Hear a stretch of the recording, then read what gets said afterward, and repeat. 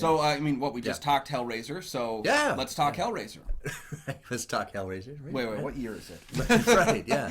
So, Hulu Original Films has released the new Hellraiser film. And much anticipated. Much anticipated. The reboot, maybe remake, we're going to break it down and talk about it and see if Hulu is going to be the new nightmare center of cinema. Maybe. Talking Hellraiser 2022.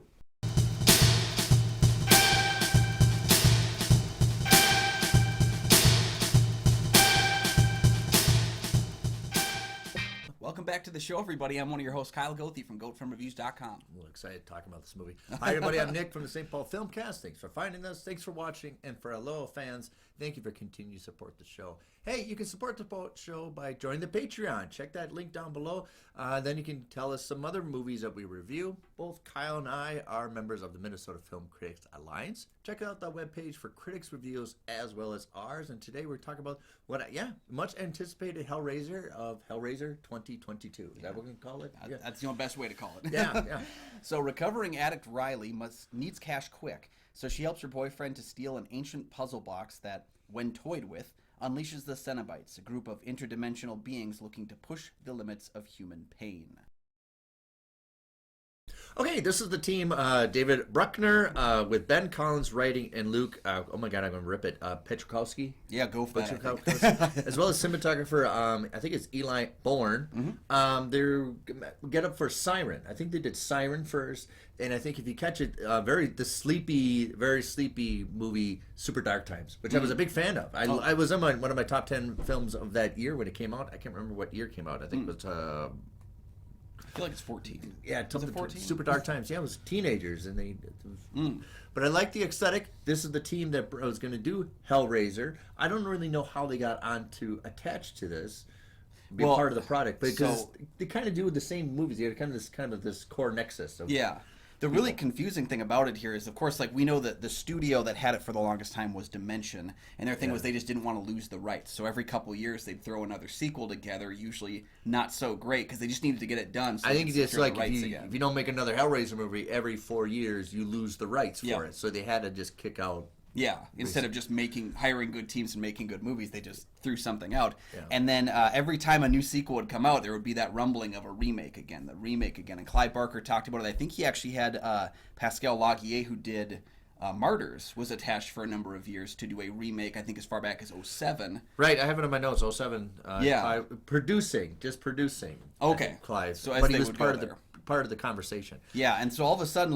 the big surprise for me was learning that David Bruckner, who has never really made a movie quite like Hellraiser before, would be attached as a director, because I've seen Bruckner did one of the short films in the original VHS, the first VHS movie, and I maintain it's the best short of the entire series of VHS movies. Yeah. And then he also did The Ritual, which I think is probably one of the most underrated or underseen horror movies of the last decade. Hey, it mentions Loki in there. Yeah. But I'm still a big fan of Super Dark Times. It's very darky, dreamy, aesthetic. Yeah. That was very dreamy, quality, and I just like it because there's really no supernatural components to that film. Yeah. So it's very interesting that we have something like Hellraiser, and something like that's something supernatural, where I think they love to do this aesthetic of real people causing problems. Yeah. Well, I think it has to be realistic. It has to be real people at the center of the story. Yeah. And I think that's what's so interesting about this film is how when you compare it to the original Hellraiser, because unfortunately that's what's going to happen when you reboot anything. Yeah, that's why in my review I'm going to have to... You look at these ideas of these family issues, these people interacting, and those are the core parts of the story, and then you just happen to add in these monsters, and I think that's where you can see... it's almost shocking to me how much the Cenobites play a role in the film, because Bruckner is so focused on, let's focus on the characters and have the monster behind everyone. Yeah, continuing with the background. So, cinematographer Eli Bourne. Check out the movie Wild Indian. Actually, we put that in our bank to critique. It's a very under-the-radar movie that came out last year about a Native American guy, but his flashbacks, and you realize how he's a sociopath, even though he has reason to be a sociopath, how he's been bullied and all this stuff, and not to mention he's part of Ojibwe. The cinematography is really fantastic with it, and it's the same person that did this movie, did that movie too. It's called Wild Indian. Check that movie out if you like the aesthetic for this movie, Hellraiser. Eli is actually one of the most underappreciated cinematographers. I really enjoy his eye that he has. It's really captivating. He's someone who I don't know by name. Like if I wouldn't be able to look at a film and say, "Oh, that's Eli's movie," but I can't say that any movie that I've seen from his list is like not striking visually, and that's something that this Hellraiser film really strikes on the visuals. Yeah, because he dances on what the word is I'm looking for, like semi-gloss. It's not super glossy, but it's that gloss aesthetic. It's still there. Yeah, it's still like that petrified glossy look, that poshy look, but it's not really. In the story, it's not really poshy. Yeah, it seems to be like bog water light. Where it's just kind of like, because everyone, especially the Cenobites in the film, all have that kind of like, gloss is the right word for it, but it's also like their skin is ripped apart. So you're like, I don't know where those juices are coming from, and it makes me uncomfortable. So it's kind of weird for us because we were, I think 2007 they said Clive Barker's coming back to do another Hellraiser movie, and then we didn't hear anything, and then 2012 is Hellraiser Revelations and all that stuff, and then they finally sold the rights, so this is now the new one. Yeah, well, Clive Barker got the rights back and then started shopping them too. So like now that's why he's back and invested again, because that's why you can definitely see like where the films, after Clive left, because his last film that he was even minutely involved in was Bloodline, the space one. And very thin thread, line, And then after that we have, Inferno and the sequels, where it was essentially another film rewritten. It's like a script, to get in there. Oh yeah, let's put make it a Hellraiser. Here's a script that has nothing to do with Hellraiser, but let's find. And that's why you can tell the Pinhead and the other Cenobites have about 10 minutes of screen time in each of those films, and they don't have a lot of screen time in general in the movies. No, but you can tell even more so that they're like, write 10 pages of Pinhead, Right. So you have to hire a new Pinhead, and I think they had probably a much what we can call open casting call. Yeah, through a lot of people, but I do think it's the right choice to have Jamie Clayton. So I have been a fan of Jamie Clayton since Sense8, the TV show that's on Netflix. It was from the Wachowskis, which is a fantastic show, and it's, again, all about the characters, and then the sci-fi elements are on the outside. Yeah. Jamie Clayton stood out to me from episode 1 of that show. I was very taken with her performance in it. And again, like having a show made by trans filmmakers and having a trans character in one of the lead roles, you're very much representing in that part. Like you're very much on the outset of that, and you're going to get a blunt of the pushback from anti-trans people. So having Jamie Clayton stand up to that for 2 seasons plus 2 additional films and really just keep putting in great work was exciting to me. And I was extremely excited when I heard that she was getting the role in Hellraiser, because I hadn't heard anything about her since Sense8 ended. I was like, please do more things. Right, yeah. The next person that we see actually a lot more of than Jamie Clayton is Odessa. How you say her last name? I put Azion. Azion? I would go with Azion.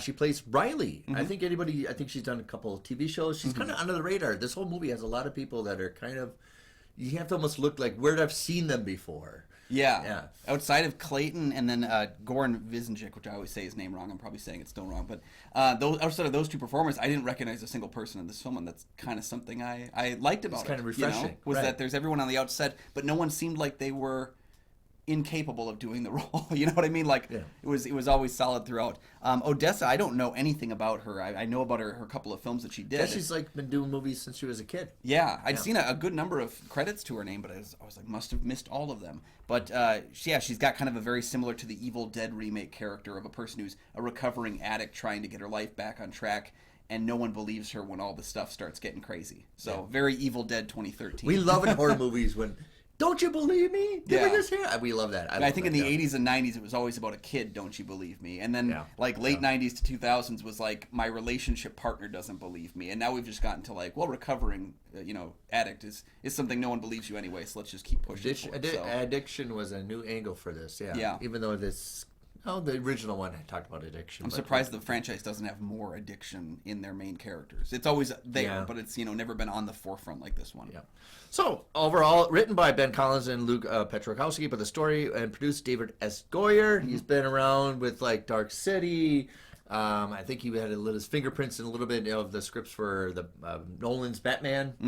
He was also my first remembrance of him is Blade. He wrote all 3 Blade films. I think he directed the 3rd one. Yeah. So he's been very much in the realm of kind of genre filmmaking for a long time.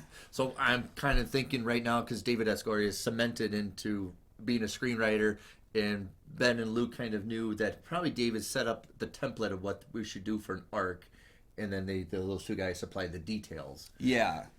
I would imagine. I feel like Goyer probably was the one who reconfigured the mythology and the rules. Because there's some drastic changes to how the Cenobites operate in this film, some drastic changes to the puzzle box and the whole mythology around it. Yeah. So I do think that was probably a Goyer thing. He's really he's a great ideas writer. And some of his screenplays don't always cross that boundary in the accessibility range, but he's always got great ideas of like reinvention and like taking something that's previously established and finding a new way to evolve it for the next iteration. No, because he's always not about regurgitating. He wants to try something new, challenge it. Yeah. His perspective. Say what you will about those 3 Blade films. They're very different movies. And that part of that is because of his writings as well as the directing choices. Yeah. So, up next is Kyle and I's review of Hellraiser 2022.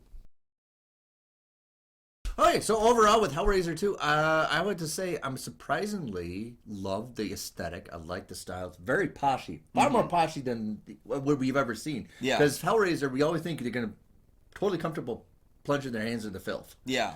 But this one seems a little more too clean. So the thing about that, I would actually attribute that to one other thing that's been missing from this franchise for decades, and that is budget. There is a budget attached to this movie, and I think that's probably why a lot of it looks so good and so cleaned up. Though is because they can afford things. Like some of the visuals that are on display here, I saw one shot of that like Leviathan thing up in the sky, and I'm like, okay, oh yeah, so they're kind of the Oculus. Yeah, they're making reference to Hellbound, which is really cool. But then on the other note, I was thinking that one shot probably cost more than the entire first movie did. You know, like just having that ability with a budget and a studio protecting you and wanting to push forward. It's one of the things, like, I love independent cinema, but at the same time, when your franchise can get big enough that someone can come in, you know, Money Daddy can come in and help you out, that's always appreciated. So, costuming. I do like the new look for the Pinhead. It feels mutilated. It feels like pieces are assembled. I've talked to many people who are trans. They talked about the transitions feels like they're body parts are being torn. A lot of people like tattoos, and like because they think they're altering changes. It's almost like you are mutilating even though you're changing. So it's almost like I think they had a conversation with Jamie how we think with somebody like Hellraiser transition to being Hellraiser. So like pieces, very detailed. I love it. Very aesthetic. I like when the book, because you know Pinhead and what he's called the lead Cenobite, his black hole eyes, and I love the aesthetic for it. Very symmetrical, very thin. But it's also very frightening. Yeah, I really liked how they it's tough to say costume because it's their skin, but the costuming of the Cenobites is really cool. And again, I read somewhere that Clive Barker said, you know, BDSM in the '80s was different than BDSM now. It's much more accessible now, so it's not scary. We can't use it in the same way. As far as the makeup goes, I think the makeup on all the Cenobites is fantastic, except in one instance. I do think that the way they do the Hell Priest makeup seems to restrict a little bit of the physical movement of Jamie Clayton in the role, so she is kind of just floating forward, almost like she's on one of those little like a skateboard, almost being pushed in one direction. I wish that the makeup was a little bit less restrictive on her face and her body.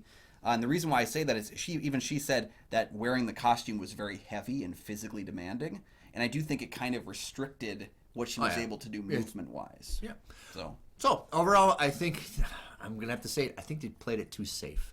And I don't, I hesitate. I really wanted, when you expect Hellraiser, this is the area you can just do things, challenge yourself. And I think they just played a little too safe with the stories of just follow the point A, point B to point C. And that's somewhere I don't want to see something. And that's my criticism. Usually read a lot of scripts. Are you playing it safe? And I think they're just playing a little too safe. Probably testing the waters just a little bit. Probably want to go a little bit deeper next time, but just get comfortable with what we're having to present. And I think that overall, I just feel for me the script is a little bland. I do like the look of it. I do like what they're setting up for me, but I think everybody kind of expects Hellraiser. You can do more, push the boundaries, shock everybody a little bit. Yeah. I think maybe it's just that the film takes a little bit too much time in getting to the shock itself. Because as viewers of this franchise, we know kind of the general idea. Even though it's a reboot and it's kind of a new franchise with a new story, we kind of know where we're going with it. Yeah. And so in some ways, having ourselves, I think it is 67 minutes into the film before we see the Hell Priestess, like, on full display. She's like in the background and kind of moving around and such. And maybe it's just because of that element, because I found that once we get going there, I'm like, okay, now we've got the movement here. But I wish it had been before we got to the enclosed location. Because the enclosed location felt like a callback to another film. It felt like 13 Ghosts, that remake from 2001, where the house was alive and it was like a modulating kind of thing meant to bring in ghosts. That's how it felt with the Cenobites here. Right. But yeah, I would love to, if they're trying a new aesthetic of a search of where you mastered the configurations. Where in the first two, like Hellbound and Hellraiser, right, it was a loophole that they never thought about. And even Julia comes back from. Yeah. But we never mentioned that in here, that there's some kind of a loophole. Maybe that doesn't exist in this kind of reboot. Yeah, but actually, you're supposed to outsmart them. But here, they are talking about, which also is the Cenobites and the other ones, you can negotiate with them. And I think that's what Goyer was trying to really emphasize rather than the terror, that these are negotiable people. Yeah. Or negotiable beings. Yeah. Yeah. Yeah, I saw that on display, and then there's other things where it's like, I'm still not sure how I feel about these alterations. I think overall, most of the rules made, I think, are really interesting rules that will set us down a new path with this franchise. Yeah. The way that the Cenobites have kind of changed and evolved in that way, I really love the puzzle box. I do the too. puzzle box I do. feels I like, love, yeah. especially because we see it at the beginning of the movie and it looks exactly like the other one, and I'm like, oh, you couldn't design it like a new box, like this is a new version, do a new thing. But then as we see it like slowly like evolving during the different permutations, It's bigger, but I thought that was really cool because again, the puzzle box I always felt like it was a weak moment in the other films because all it is you do this. And then it opens up a tray, and then you put the tray back. Well, they always like, I think the original was just made out of wood. It was just wood carved, which is what you had to do for the time and the budget. I get that. Now we have the opportunity to spend some money on it. It looks really cool that way. But then you have this element of this little knife thingy where you have to poke someone to make them the next target. Your DNA. I still don't know how I feel about the Chatterer getting offed like that. Right. Yeah. I watched this I watched it twice too to see if I wanted to maintain my review. And I just I just feel it's a little too bland for a Hellraiser. I wanted to have more. Shock me. And I was, the beginning when the bait comes in and does it, and we know what's going to happen to him. Don't put it in the background.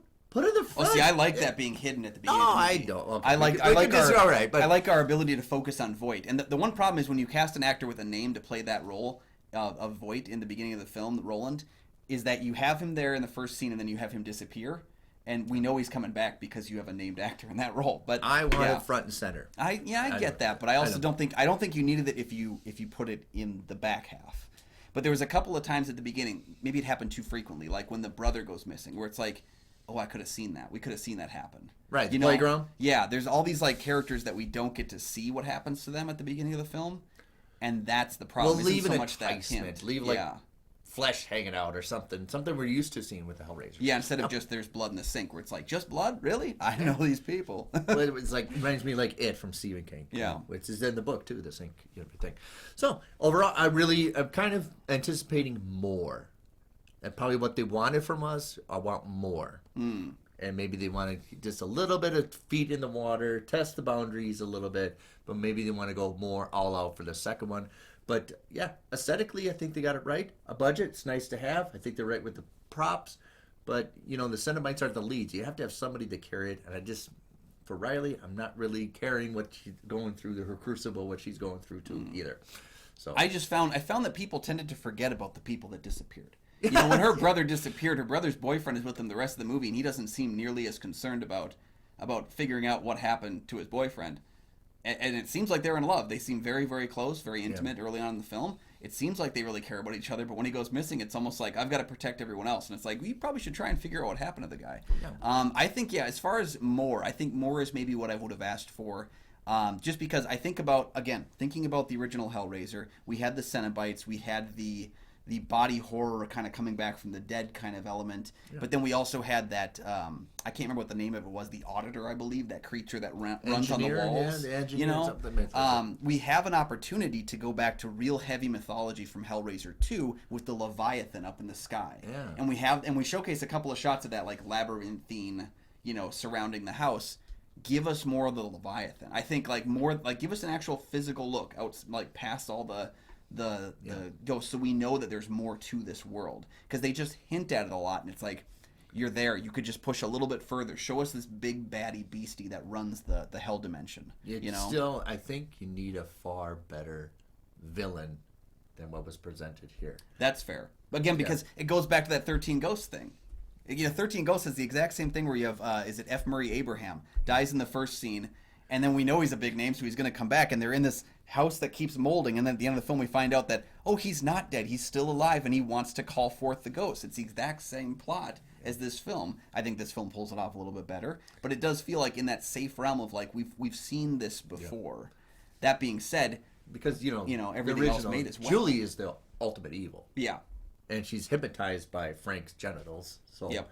you needed something like that. Happens That's what to I want. most We got love triangle or something that makes the people that are the Cenobites are going after really awful people. Yeah. I think the thing is, I'm rooting for a lot of the characters in this film, but I do wish I had one or two characters that we were watching more throughout the narrative that I didn't want. Once to again, win, explain it much more better than I can. But I think everything is well made as far as the movie. I think Bruckner directs it really well. I think that the visuals are on point. I think it's actually pretty well edited for a 2-hour movie. I didn't feel like there was a pacing issue at all, which is tough for a lot of horror films to keep going in that 2-hour realm. You played it too safe. That's my point of view. Yeah, there's a level of simplicity. It feels more attuned to like Hellraiser 3, which it becomes a very similar slasher-like film in the narrative. We're getting but I thought with Jamie Clayton and something we had a little more. It'd be more gay. That's Clay Barker. You exercise what his expressions for this movie about what he felt about being gay. This is all comes from. We have Jamie Clayton. Has something. Make him more gay. I heard somebody on Twitter is like, I wish it was more gay. I think the element of it is that Clive Barker's not making this film, and I don't think he's pushing his ideas of what he wants to Hellraiser. Right. I think he's pretty much paying for some of it, giving some guidance, helping to redefine it, and then letting Bruckner run with it. And I'm not saying that there's no agenda. I'm not saying that at all. I'm saying that because Clive Barker's not the person behind the camera, his interpretation of the story is not going to come out in the same way. I know. And I think I think you could have done more with Clayton, but maybe again, we didn't find out about the Hell Priest in the original film and his origin story until Hellbound. So maybe that's the idea. Maybe they want to hold off for a sequel. I just think that I really wish there was one person I could hate more in this film. Right.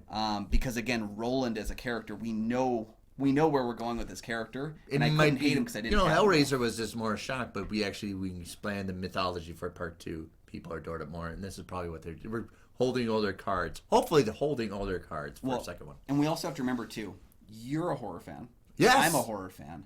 I don't know that traditional audiences have seen a Hellraiser film in many, many years. Right. No one who's unless they're a dyed-in-the-wool horror fan, have been watching any of the direct-to-video films. I have all of them, and I make no apologies for it. But I don't know that there's been a Hellraiser movie that has really united the masses since maybe the first 3. Because even when Pinhead's in space, that's not uniting the masses anymore. That's just for the guys. That was Ellen Smithy, too. Yeah. All right. So, overall, what did you think of the Hellraiser 2022? Have you seen them? What are the previous ones? There's another one you will want us to review? The Prank Trend and tell us what's up. Put a comment down below. Yeah, we'd love to see your rankings of the films. There's 11 Hellraiser films, so let us let us know. I've seen all but the most recent one before this, so I can't tell you my thoughts on Judgment. But let us know down in the comments your thoughts on the 11 Hellraiser films and which one's your favorite. I think it's possible that this could be some people's entry point into the franchise and could be their favorite in the franchise. I see that as very possible. So let us know down below, and maybe if you have another David Bruckner film we should cover. The man is not Sirens, up there Super yet, Dark but we Times, really like him and we really do appreciate him. Yeah. So while you're down there, please make sure to like and subscribe. Check out that Patreon link. And for all of us here at the show, you can find my film reviews, over 1,000 of them. And we're still doing 31 Days of Horror this month over at goatfilmreviews.com. And I'm Nick from the St. Paul Filmcast, a show that you can find anywhere on the internet.